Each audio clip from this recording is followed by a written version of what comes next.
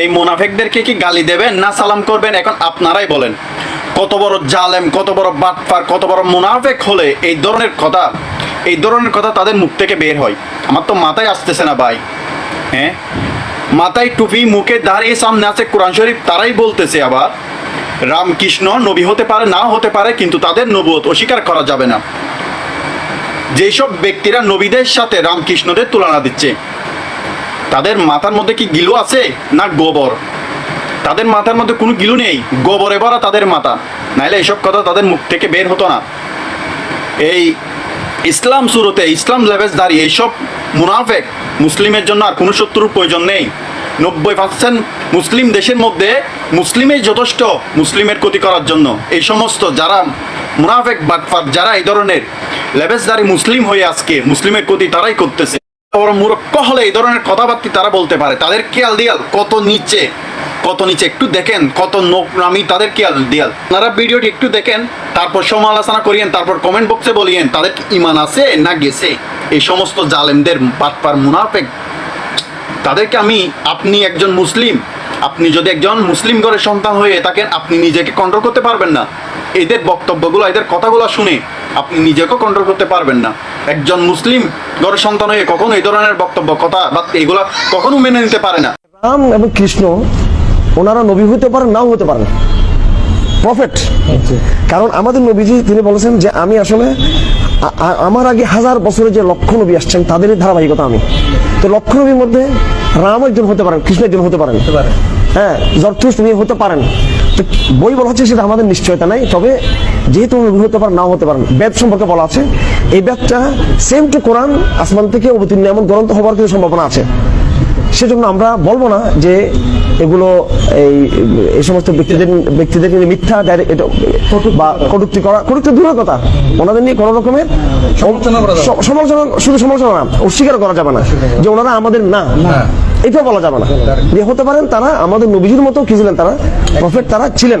বাকি যেহেতু আমরা স্পষ্ট নামটা উল্লেখ নেই, কোরআন কারীম আছে যে কিছু নবীদের নাম আমি উল্লেখ করেছি, কিন্তু বহু নবীর নাম আমি উল্লেখ করি নাই। তো যেহেতু বহু নবীর নাম কোরআনে উল্লেখ করা হয়নি, কোরআন তো ছোট গ্রন্থ, এমন ওই উল্লেখ না করেন আমার মধ্যে ওনারাও কি থাকতে পারেন। আর ইব্রাহিমকে তো ফাদার অফ নেশন বলা হয়, এখানে আপনারাও মানে সবাই মানে। তো এই ক্ষেত্রে এই বিষয়গুলো বলছে কি রামকৃষ্ণ নবী হতে পারেন, নাও হতে পারেন। তিনি বলেন তাদের নবুয়ত অস্বীকার করা যাবে না, বরং সম্ভব আছে তারা মুহাম্মদ সাল্লাল্লাহু আলাইহি ওয়াসাল্লামের মতো নবী হতে পারেন। নাউজুবিল্লাহ মিন যালিক। শুধু এটাই বলে শেষ না, আমাদের কোরআন শরীফকে এবং তাদের গীতাকে পর্যন্ত তারা এক সমানে এক কথাই বলেছে। ভাই, একটু নিজেদের স্বার্থের জন্য তারা নিজের ইমানকে তো বিক্রয় করতেছে, দিন ধর্মকে পর্যন্ত বিক্রয় করতেছে। কত বড় জালেম মুনাফিক হলে, কত বড় দুশমনের রাসূল, দ্বীনের দুশমন হলে এই ধরনের কাজকর্ম করতে পারে। 90% মুসলিম দেশের মধ্যে মুসলিমের ক্ষতি করার জন্য আর কোনো দলের, কোনো মানুষের প্রয়োজন নেই। ভারতের প্রয়োজন নেই, ইসরায়েলের প্রয়োজন নেই, আমেরিকার প্রয়োজন নেই। মুসলিম আজকে আমাদের বাংলাদেশকে ক্ষতি করার জন্য, যেখানে ঘরে শত্রু আছে সেখানে কখনো সহজে সাকসেসফুল হওয়া যাবে না।